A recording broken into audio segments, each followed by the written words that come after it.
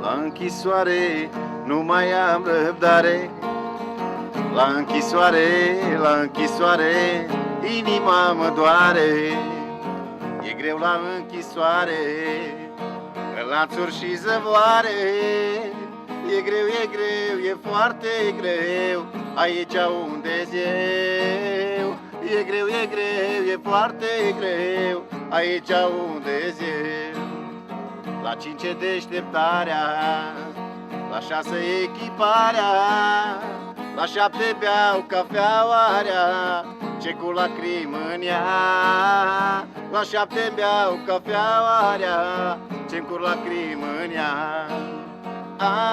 Am căzut la pușcărie ca pasărea, mamă colivie, și-am căzut nevinovat ca pasărea, mamă din copac. Să știe pentru domnul agent această piesă.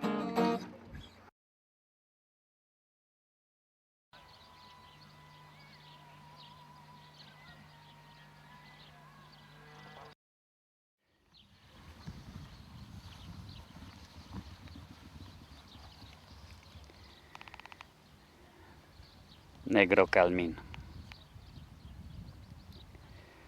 Negro Calmin.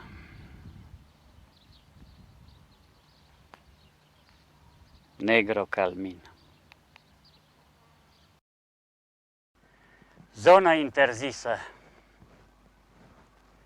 Zona interzisă. Zona interzisă. Oare noi, educatorii, nu suntem ca niște medici care stau la căpătâiul unui bolnav, nutrind speranța că într-o zi se vor însănătoși?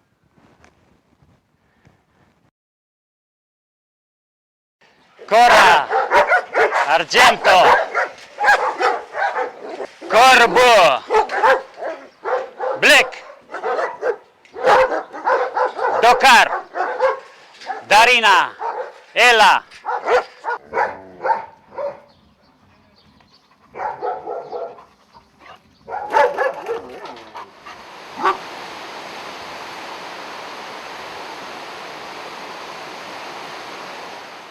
Cine sunt eu? Medicul care stă la căpătâiul unui bolnav? Cora, Dakar, Ela, Darina, Black.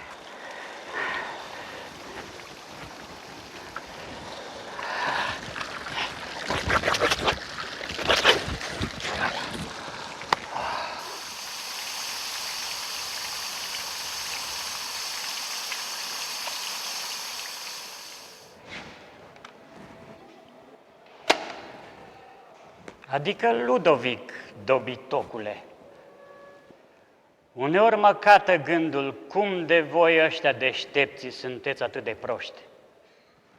Dar mergem înainte.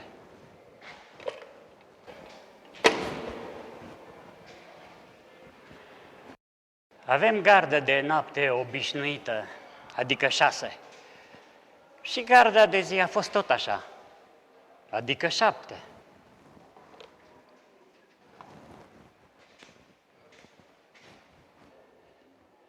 Mai avem gardian bolnav și gardian sub pedeapsă.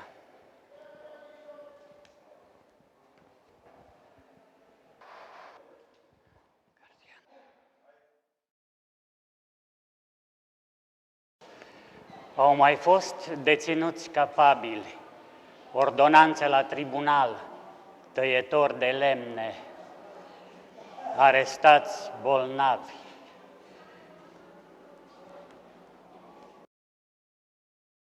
Mai avem 5 exemplare din revista pentru moralizare și îl mai avem pe Craftici Ignaț, cerut de domnul măcelar Bodnaruc, care mă întreabă în fiecare dimineață dacă e bine, e sănătos.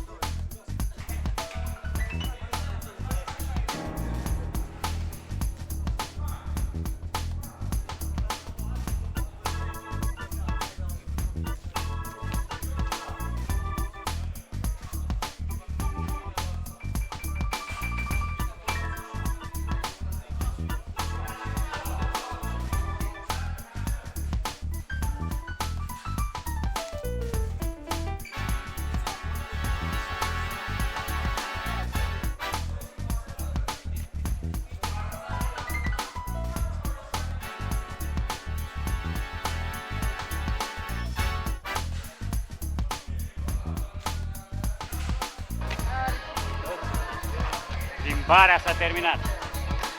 La cameră!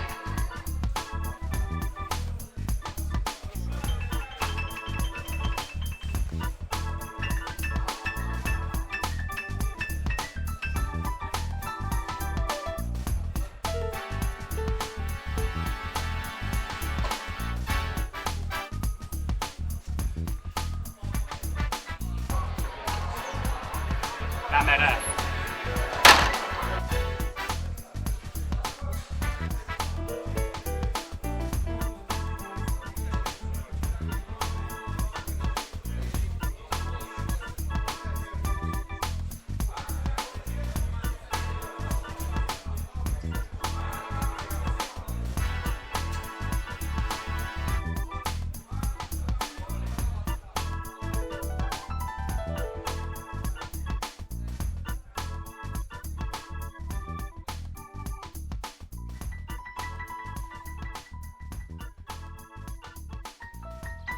Domnule șef, sunt Lampel Ludovic.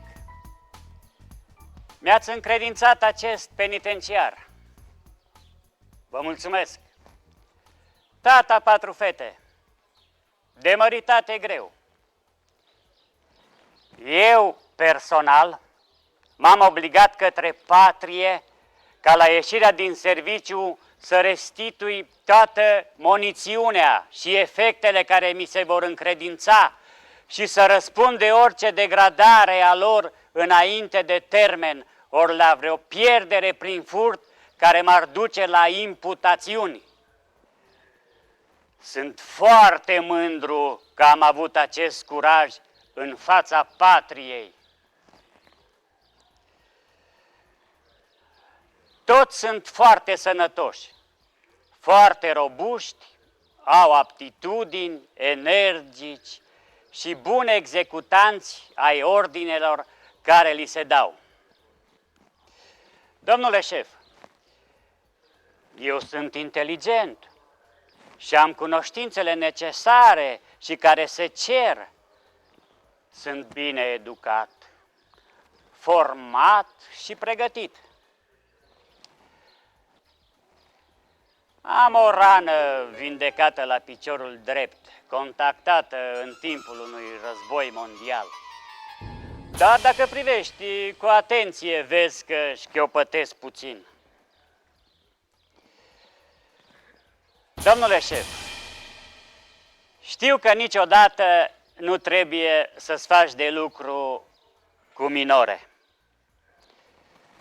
Când sună sirena de stingere, mă întind pe pat. Zilele trec din ce în ce mai greu. A mai rămas o singură problemă.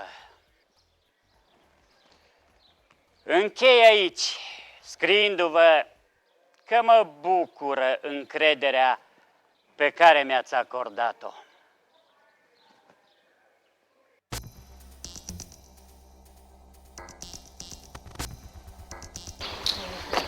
Laura, spectacol!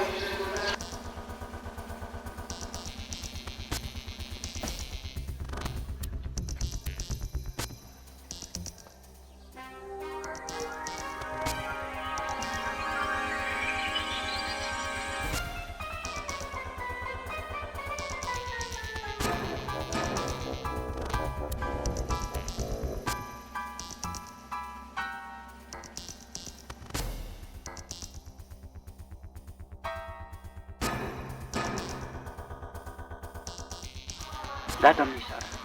Acolo Da, domnule. deținuții sunt împărțiți în 3 categorii. Adică revoltătorii, cei care își cer cu forța drepturile și care mai au de bine de rău pâine și apă. Nu sunt plângeri, condiții bune, domnule. Am împăcat o categorie. Apoi lingușitorii, care prin minciună au căpătat încredere și o cojă de mălai Vă mulțumesc, domnule. peste ceea ce li se cuvine.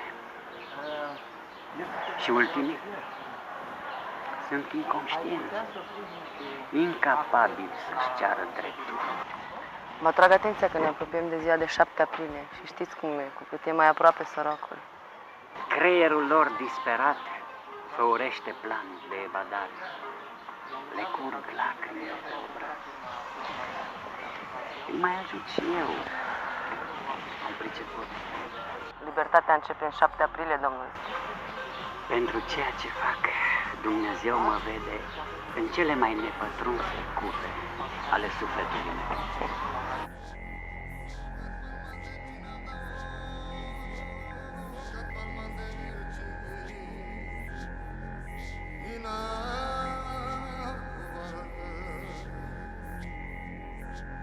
Apădem la haia stana, stai romana, vai. Apădem la cana măradate, care banana. Dava, dă-te la curva, armana.